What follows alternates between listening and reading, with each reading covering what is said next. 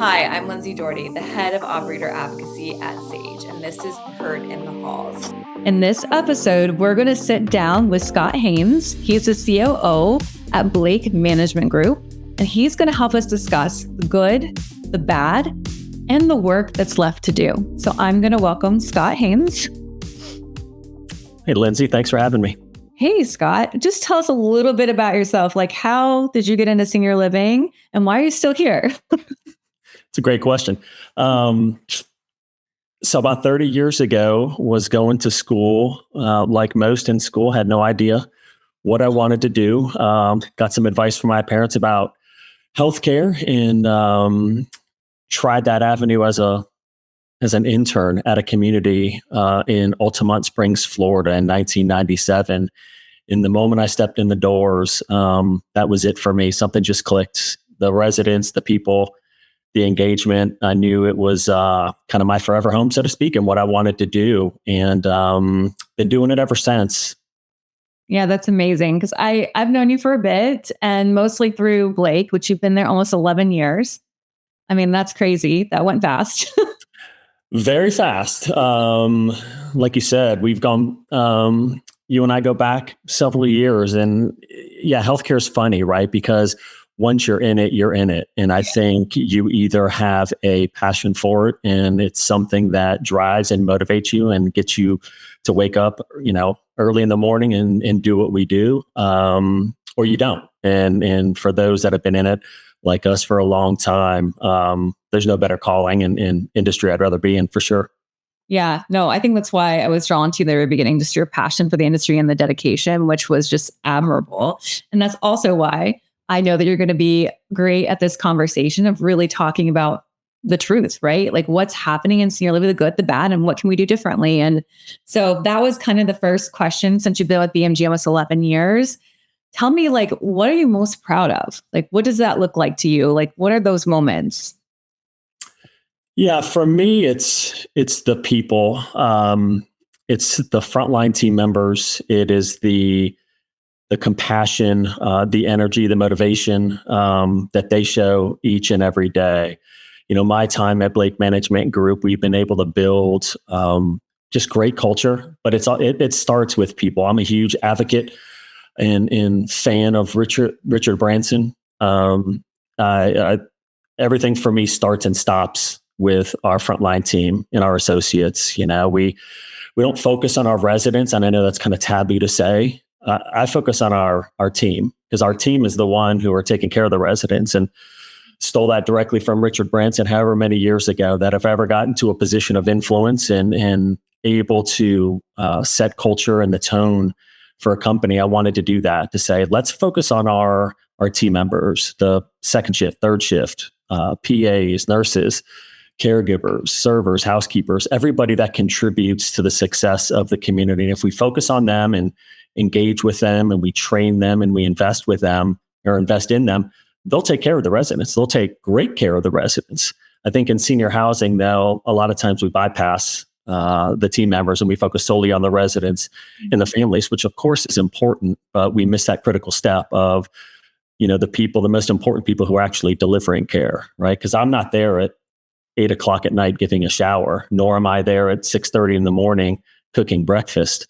I have to invest in the people that are, right? And if I do that and I set a stage for them where they can be successful, they'll take great care of the residents. So I'm most proud of our people. After COVID, the world was turned upside down. Senior housing was turned upside down. And so what we've been able to sustain long-term, I'm most proud of, but that starts and stops with the people that we have in each and every community. Yeah. And honestly, the people are everything. I totally agree. I think we're aligned there 100%.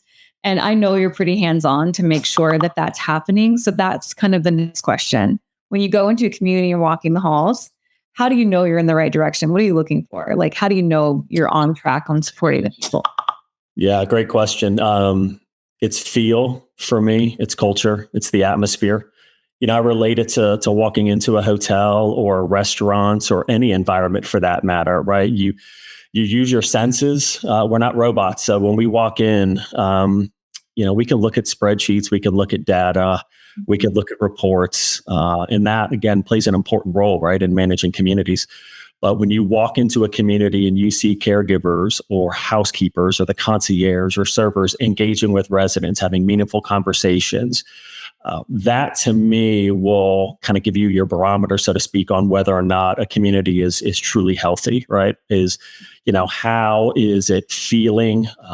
What do you see? What do you smell? What does the food taste like? What do you hear? Do you hear laughter? Do you hear engagement? Those are the things for me that obviously a report and data can't show you. So it's important for us to be in the communities often to look at those things, both, front of the house, back of the house, and everything in between. Yeah. So you're saying, this is what I like, is like, you're saying you go in the halls, you're feeling the culture, you know that these leaders in these communities are making a difference, right? But it's the things that not everyone sees, and you make an effort to see that. What things do you think some COOs, you don't have to call anyone out, but what do you think some CEOs miss, like by not having a pulse on this? Yeah, I think the idea of visiting communities, and you see it on social media, and again, won't call anybody out, but they'll do these road shows and, hey, our CEO or COO is going to all these communities. We take a different approach. Again, nothing wrong with that, but in the communities that we manage, me specifically, I try to get to know the team members, right? From the moment I walk in, whether it's the greeting of the concierge, to a server in the dining room, housekeeping, you name it, a med tech or an LPN passing medications, engage with them, and just say, hey, how's your day going? How's this new platform we rolled out? What challenges are you facing? I think leaders that are not afraid to have honest conversations like that truly are the leaders that can take that information, be that change agent if they can, and enact real change. Because we're in an environment now where you have to have a finger on the pulse. You have to be able to get into the communities. When we travel, and a few months ago I was in Texas, and we have the option, but I stayed in our memory care guest room. Said we had an availability, and I said, you know what, I'm going to stay there for a couple days. I want to engage with the residents. I want to engage with the staff, both on, first, second, and third shift, and see what is going on, right? I can read a report. I can look at data. I can talk to an occasional family or two. I can look at all of our, customer surveys and engagement surveys. But when you get into the communities and you're truly talking to people that are delivering care and services every day, they're going to tell you.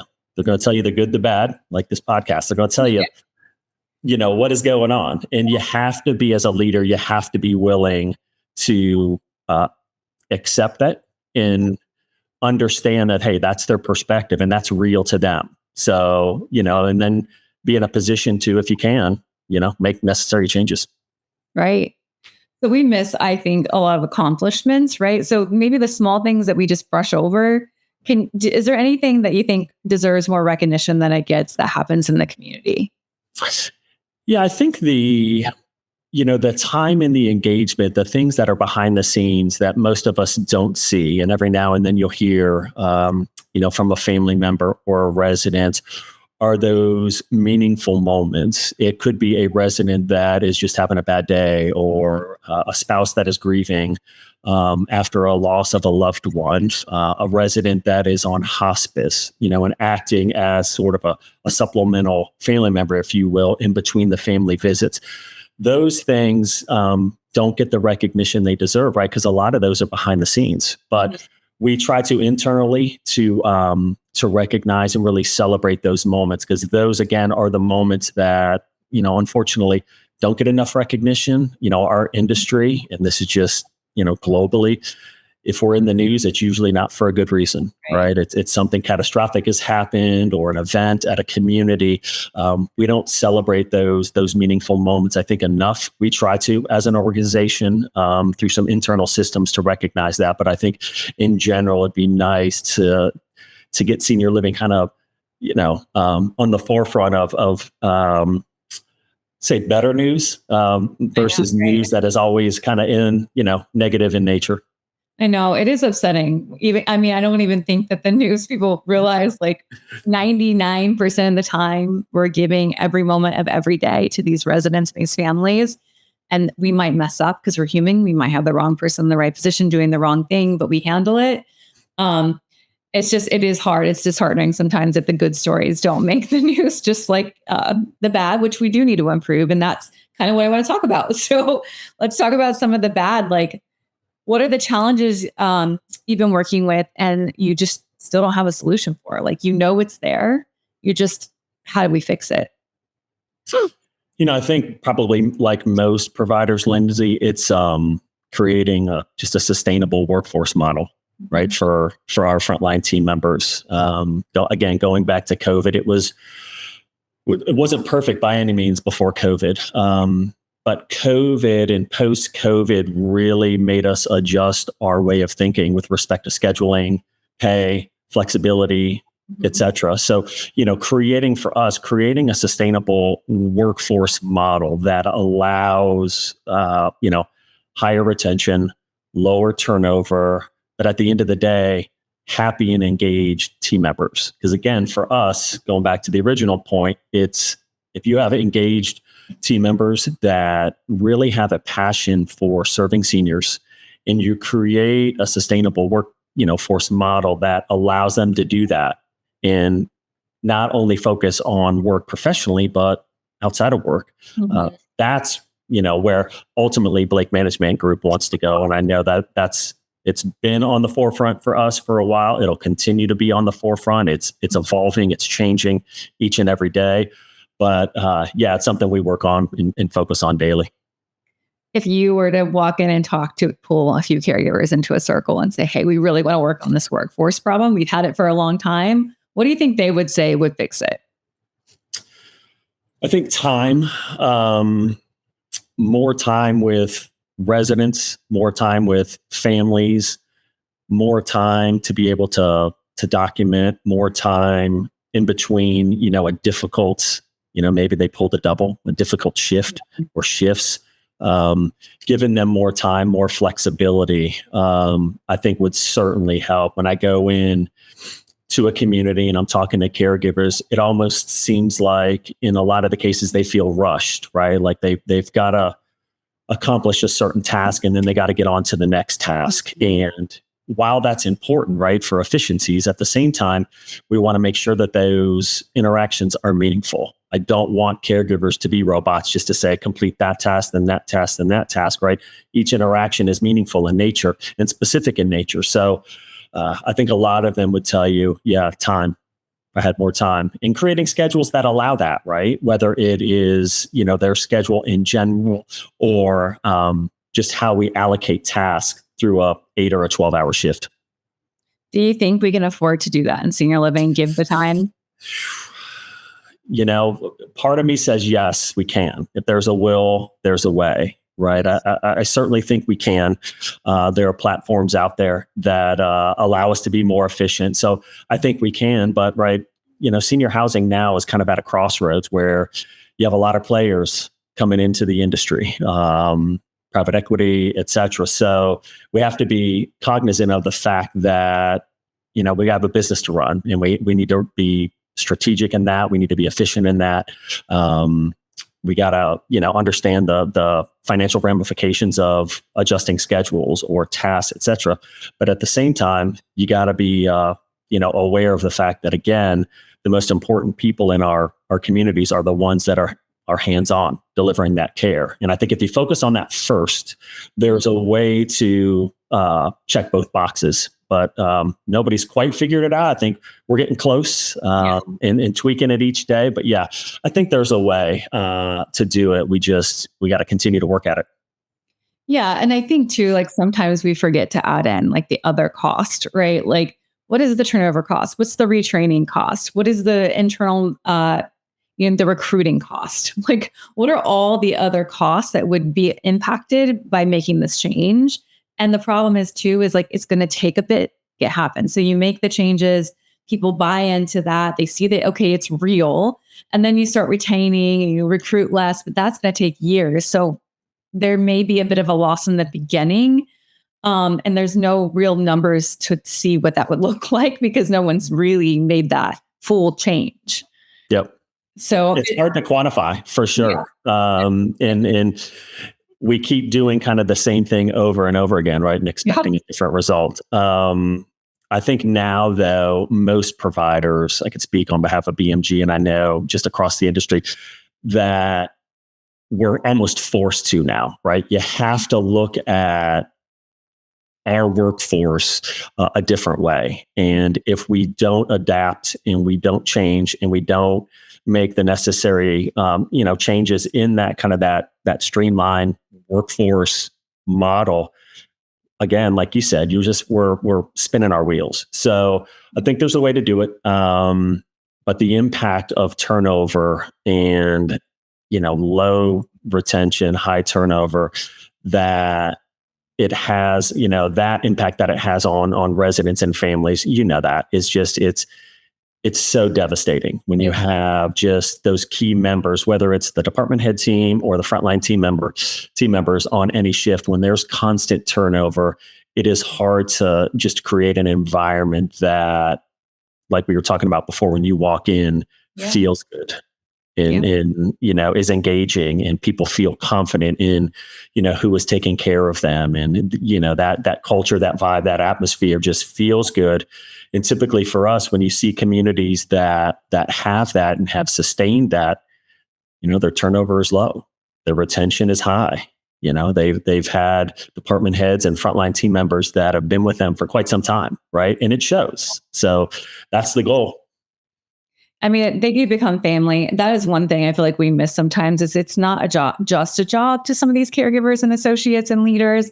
These folks become like on their mind all the time, like Christmas, holidays, birthdays, when they're sad, when they're not feeling well, like it is truly an emotional attachment. And so I think we sometimes dismiss that a bit in the way that we're making decisions. And the time that they want isn't because they don't want to be productive. It's because they know what the resident needs. And they know that that time means a whole lot to them, more so than that shower, even though shower is necessary. But holding Betty's hand for 3 extra minutes might just change her whole day. So absolutely. And I've talked to just countless team members that are volunteering to come in and work a holiday, pull a second shift back to back, due to the fact that they don't want to leave they'll say, Scott, I don't want to leave my residents shorthanded. Yeah. So Lindsay asked me, I'm going to work second shift today, and knowing that, just like all of us, they have a life outside of our Blake community, right? They have kids, they have maybe a second job, they have commitments, they have a home, they have so many other things that they can be focused on or should be focused on. But to your point, a lot of them just have that, that serving heart where they're like, I don't want to leave my residents shorthanded. I'm going to do what I need to do. And that's what we look for, right? We look for team members that want that second paycheck, right? That get fulfillment from something other than the money's good. Don't get me wrong, but they truly have a passion for serving seniors. Yeah, no, I agree. I love that. I am a huge fan on giving time and giving time back, whether it's through scheduling or technology or whatever we can do. But I do think you just like hit the nail on the head. It is a time factor. And when you're talking about people, it's not easy unless we do turn some things upside down. And then I always think about we're going to need to recruit other folks into the industry. And so if we don't fix it now, we're just going to run into an even bigger problem when we try to get new entry-level folks in to be caregivers or grow within the industry. So I think what you're doing in Blake is not going to go unnoticed. And I'm curious to see, and that's what I want to talk about, the work that's left to do. So the biggest opportunity for your organization, let's just talk about what's going to happen. What do you kind of envision for 3 years to kind of fix? Maybe it's the workforce issue. Like, what's the biggest opportunity for you that you see your focus on? I think it's twofold, right? It is the workforce. I think it's continuing to recruit team members that may be unaware of what senior living does, right? Because again, it's Yeah. It's not the most flamboyant, sexy industry, right? We just, my two boys, God love them, look at me all the time because both my wife and I are in it, and just like, yeah, Dad, I don't know if I can do that. So it's convincing the 19 and the 20-year-olds that, hey, this is a great industry. You just got to give it a chance. It's fun. We're good people. So it's convincing, obviously, that demographic and that age population that, hey, this is an industry that is certainly on the rise and there are so many opportunities. So that's kind of one facet. The other facet is truly reimagining what senior living looks like, right? When I look at somebody like my father, who is in his mid 70s, but is more energetic than me and still plays pickleball and all of that. Yeah. He's at the age of a lot of my residents in our communities now, right? And whether it's a year from now or 10 years from now, he may need senior living housing, right? So in that particular case, the old way, so to speak, of how you and I have known senior living for, decades, we have to reimagine that. We have to look at it a different way. The offerings, the engagement, the programming, the dining, the kind of, hey, balloon share, volleyball, and bingo, while important and serve a purpose, is not going to be an engagement activity that my father at 76 years old is going to look at and say, oh yeah, I want to do that. He's going to say, no, that's for old people. I want to go play pickleball. And he was at a concert in Knoxville last week. I want to go see a concert. So I think we need to reimagine what senior living looks like and truly look at the trends and what we're doing internally and adjust, similar like we're doing on the workforce side. We have to look at that, in all of the disciplines and say, is there a way that we can do this better? Is there a way that we can keep some of those things, those staples, those foundations, if you will, that make senior living, but we're going to need to adjust. We're going to need to pivot. We're going to need to course correct. We're going to try some things that are like, oh, that didn't work. And that's okay. But we're going to have to, because the companies that do that will excel. The ones that don't will get left behind. Yeah. When you said your dad wants to go to a concert, I'm thinking maybe that generation might be the solution to bringing in the younger crew.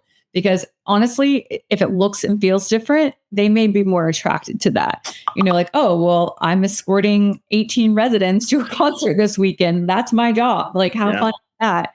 I love that. So maybe by changing some of that engagement, it also makes us, honestly, we need to have more fun, right? Yeah. It's more life, just more, what do we always say? Like vitality, but it's just like having that energy within that doesn't go away. I'm going to be in age denial. I already know it. I already have friends and my father is in age denial. This will work, what we're doing today. Like, so I love this conversation. You're like everything I'm passionate about, you're saying, and I really appreciate that. So what are some of the things that maybe we can take away from the team? So we're asking them to do things and it's creating unnecessary friction. Like in order to make this change and get things done, something has to give. So what do you think that might be? Yeah, I think if you go back to the time discussion, from a regulatory and a legal standpoint, right? There's certain things we have to do, right? You pass a medication, you have to document. You complete a task, you document it, etc. I think there are ways to streamline and simplify processes so that our team members aren't spending so much time on the compliance side, which again, you have to have, right? You have to be compliant. You have to document, but at the same time, if there's technology and platforms that allow them to do that, but more efficiently and faster and quicker, so that they're able to spend more time talking, engaging, holding a hand, rubbing a shoulder, saying it's going to be okay, Mrs. Jones, versus, hey, let me complete this task because I got to get out of here and go complete another task. And then I have to document on those tasks. So I think there's ways for us to continue to, again, evolve, look at technology, look at ways to make our processes more streamlined, more efficient, and simplified, right? Like not overcomplicate things, because at the end of the day, we're taking care of people, right? That's the expectation is when a resident comes in, just take great care of them. And that may mean on the dining side, that may mean on the programming and engagement side, that may mean on the care side, what have you, but take great care of them. So we can't bog them down with too much of the, they got to document or they have to spend time being in compliance over here, even though it's critical that they do that, but there's ways to do that. And again, check both boxes versus, our time now. When I talk to caregivers, like, I've got to get this done because then I got to go document, or I got to do this because then I got to go document. And again, I look at that and I say, hey, that's important and you need to document, but are there ways for us to do that and have them be a little bit more efficient? Yeah. And I think there's going to be some really good ways to do that with a lot of different things. I would agree. Yeah. I'm very excited because definitely, again, that's the philosophy I am. And then Sage has as well, as we want to give the time back and make sure they're not having to document. It can be intuitive. So I'm excited to see that stuff start to come out and about. But I want to know, what's the hardest part of being COO that people do not see? Oof. For me, and probably similar to you, Lindsay, it's not being hands-on every day. Yeah. As an executive director, you can relate to this. I know you have the ability to enact change instantaneously, right? If you see something in the dining room or in the lobby, you can make things happen. You're connected. You got a finger on the pulse of what's going on in the community. The higher up you get, you're trying to enact that same kind of change, but you're going through multiple layers and multiple people, right? And the fire that I have in my belly and you have in your belly, if it has to pass through 3 people to get to the community to enact that change, it just makes it a little bit more difficult. So that's probably the hardest thing that I had to learn, is the ability to still enact change, but working through people and processes and systems, versus when I was an executive director, right? You had your confines and you knew you could veer off to the left so much over here and you could veer off to the right so much over here. But as long as you stayed between the lines, you were good from a compliance side and a regulatory standpoint. And as the executive director, like, man, this is the direction we're going to go. Little different as the COO. So that's probably the hardest part is change, being a change agent, but working through people to enact that change. For people that are like you and I, it's hard.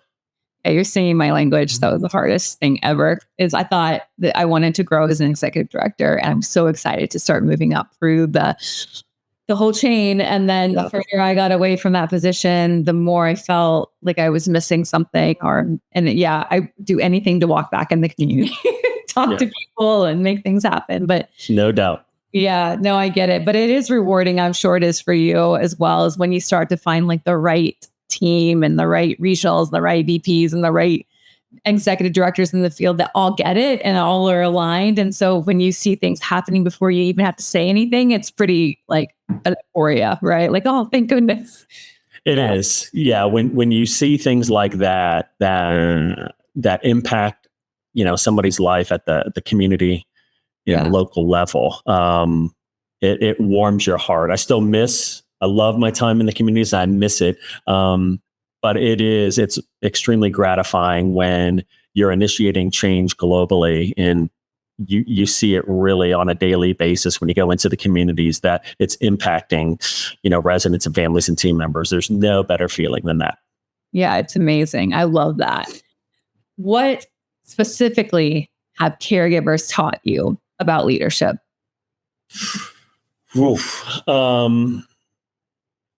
Perseverance, work ethic, compassion. The more that you get connected with frontline team members and caregivers, the more you realize that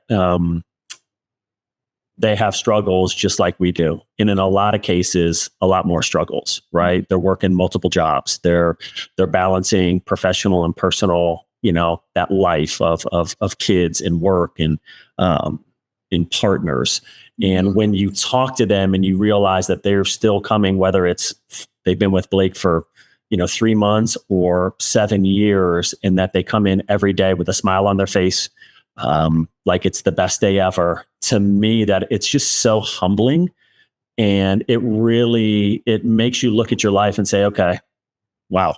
Okay. I don't really have a lot to complain about, because these are the people that are they're in the grind every day. They don't give up. They give 110%. But at the end of the day, they do it because they truly, truly, truly have a heart for serving seniors. They love it. They get something out of it, like we all do. But at that level, for them to be able to do it each and every day, to me, is just it's gratifying. It's humbling. It makes me look in the mirror and say, okay, certainly if they can do it, I can keep going. Let's keep this train rolling down the tracks, because they're the ones each and every day that are just in the grind. So I love looking at them, and just they bring me motivation, they bring me energy, but their work ethic and their drive. We have caregivers that, young, middle-aged, and little older, but they are going at it 100 miles an hour. And I'm like, I love that. The tenacity and, the serving seniors is just, it's amazing. It is. No, well put. Okay. So now this is going to be one of our closing questions, but if you had associates and they're listening to this right now, what would you want them to know? Like, what would be your message? You've talked about a lot of things. So just one impact message that you'd like them to take from this whole chat. I hope they truly know. And if they don't, reiterate it again, that they are our focus at Blake Management Group. We truly want to invest in them. We truly want them to be the best version of themselves that they can be. So whether that's through, career path development, other leadership opportunities, stretch assignments, promotions, we want them to feel like Blake is their forever workplace home, if you will. I want them to feel like they can reach out to me, which many of them do, and that we are one family. You've probably seen it, but when we have team members start and we promote it on social media, I try to get on there as fast as I can and say, hey, Lindsay, welcome to the family. You're part of the family now. But like most families, we're going to cry, we're going to laugh, we're going to have a great time, we're going to have so time, but you're part of the family now. We're going to embrace you. We're going to do everything we can to make you successful in life, both, inside the walls of the Blake community, but also hopefully outside the walls as well. No, that is fantastic. I hope they do hear this, because that's a great message that I'm sure would be impactful to their lives. So, because the best organizations aren't the ones that think they figured it all out. They're the ones that are willing to honestly talk about where they've been, where they are, and what they still have left to do. At Blake Management Group, you see people and I see you. So thank you so much, Scott, for coming on this show. And I can't wait for your caregivers, your team to hear this. It's pretty exciting. Thank you. Thanks for having me, Lindsay. It was a pleasure.